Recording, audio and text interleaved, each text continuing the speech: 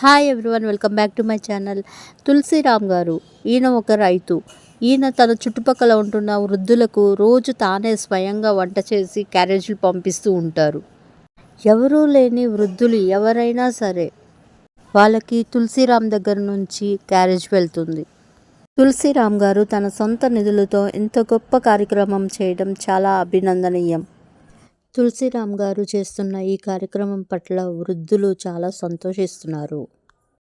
బీరవాసరం గ్రామానికి చెందిన రైతు తులసి రాంబాబు ఇలాంటి వారికి ఇంటికే క్యారియర్ ఉచితంగా పంపిస్తున్నారు.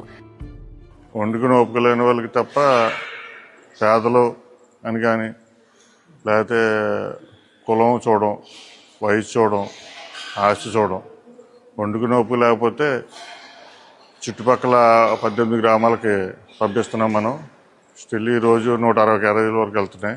నేను గత 6 సంవత్సరాల నుంచి ఇది 7వ సంవత్సరం మొదలుపెట్టి ఒక కూర, సాంబారు, 2 కప్పుల రైస్, పచ్చడి, ఇది మెను. ఆదివారం చికెన్, బుధవారం చేప లేదా రొయ్యల పులుసు లేదంటే గుడ్డు ఉంటుంది. ఉదయం 9:30 కల్లా వంట పూర్తి చేసుకుని ఆటోలో తమ సిబ్బంది మధ్యాహ్నం 12:30 గంటల కల్లా క్యారేజీల పంపిణీ పూర్తి చేస్తారు అని రాంబాబు వివరించారు. మన వారానికి 2 రోజులు నాన్ వెజ్ పెడతాం, 5 రోజులు వెజిటేరియన్ పెడతాం. నాన్ వెజ్లో చేప కానీ, చికెన్ కానీ, ఎగ్ కానీ, మన చెరువుల్లో ఉన్న రొయ్యలు కానీ నాన్ వెజ్ పెడతాం.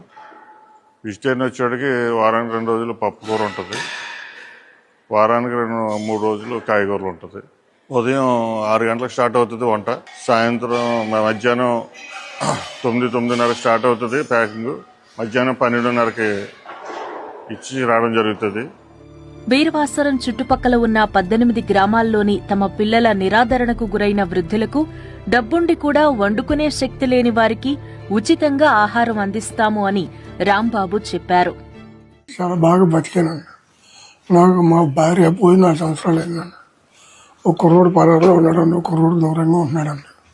ఇంటికాడ ఎవరు లేరండి. ఇక అతను కొంత రాంబాబు ఆయన క్యారేజ్ పంపుతున్నాడు. అదే 2 పూటలు చేసుకుని కాల్చాపం చేసుకుని క్యారేజ్ 7 నెలల నుంచి వస్తుంది. చాలా బాగుంటున్నాను, చాలా బాగుంటుంది. మొత్తం పూర్తిగా చేస్తున్నాను, సరిపోతుంది, 2 పూటలు సరిపోతుంది. ప్లాస్టిక్ వాడకుండా స్టీల్ క్యారేజ్లోనే భోజనం పంపిస్తామని రాంబాబు తెలిపారు. మనం ఒక క్యారేజీలు 2 క్యారేజీలు కొంటాం ఒక మనిషికి. ఒక క్యారేజీ ఖాళీ క్యారేజీ తీసుకొని ఫుల్ క్యారేజీ ఇస్తాం.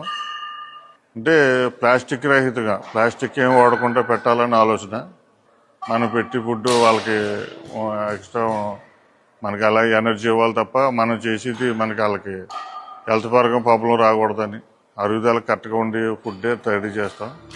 తన సొంత డబ్బులతోనే ఇలా చేస్తున్నాను అని ఆయన వివరించారు. మనకున్న దాంట్లో చేయాలన్న ఆలోచన మీద తప్ప మనకు డొనేషన్లు తీసుకుంటే ఇది బిజినెస్ అవుతుంది. డొనేషన్లు తీసుకుని చేస్తే నేను ఖర్చు పెట్టే దానికంటే డబుల్ వస్తుంది నాకు డొనేషన్లు తీసుకుంటే. అలా ఇస్తానని ఆఫర్లు పెట్టిన వాళ్ళు చాలామంది ఉన్నారు. కానీ ఇప్పుడు కూడా మనం డొనేషన్ జోలికి వెళ్ళలేదు, తీసుకోకుండా చేయాలనే ఆలోచనే. ఎక్స్ట్రా గ్రామాల్లో పెంచే ఆలోచన అయితే లేదు. ఇచ్చేదంటే చుట్టుపక్కల గ్రామాలకి నా చుట్టుపక్కల గ్రామాలకి నేను సర్వీస్ చేయగలను తప్ప ఉన్న దూరాల వరకు మనం చేయలేము. అది ఆ బాధ్యత కూడా మనం నెరవేర్చలేము. మనం అన్యాయం చేసిన వాళ్ళు అవుతాం. మనం చేయాలంటే మన స్తోమత కూడా సరిపోవాలి కాబట్టి మనం ఇంతవరకు చేయగలుగుతున్నాం. అమ్మా నాన్నలను సరిగ్గా చూడకపోతే రాంబాబు నుంచి క్యారియర్ వస్తుంది అని, అప్పుడు సమాజంలో తమకు చెడ్డ పేరు వస్తుంది అనే భయంతో ఆయా గ్రామాల్లో చాలా మంది పిల్లలు తమ తల్లిదండ్రులను బాగా చూసుకుంటున్నారు అని రాంబాబు అంటున్నారు. జనరల్గా ఏంటంటే మనం పంపే ఏరియాలో తల్లిదండ్రులు చూడలేని ఎవడో ఉండటం, అంటే క్యారేజీ అంటే భయం పెట్టలేని వాళ్ళకి.